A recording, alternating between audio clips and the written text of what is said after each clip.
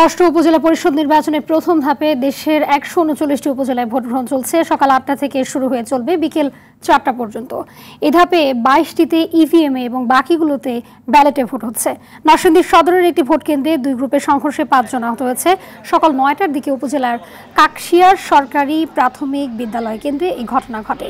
ঢাকার দোহার ও নবাবগঞ্জ উপজেলায় সকাল থেকেই ভোটার উপস্থিতি ছিল কম।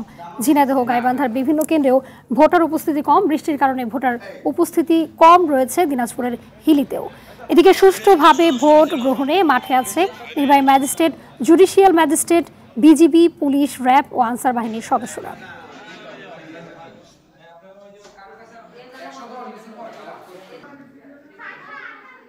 প্রশাসনিক সুষ্ঠুভাবে ভোট পরিচালনা করার জন্য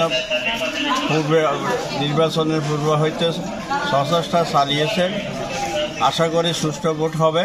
জনগণ উৎসবমুখর পরিবেশে ভোট দিবে, এটা প্রত্যাশা করি যে আমি দোয়াত কলমের প্রতি তারা সুবিচার করে আমাকে বিজয় ঘোষণা করবে। কারণ জনগণের সকল ক্ষমতার মালিক, তারা যে রায় দিবে আমি সেই রায় মেনে নেব।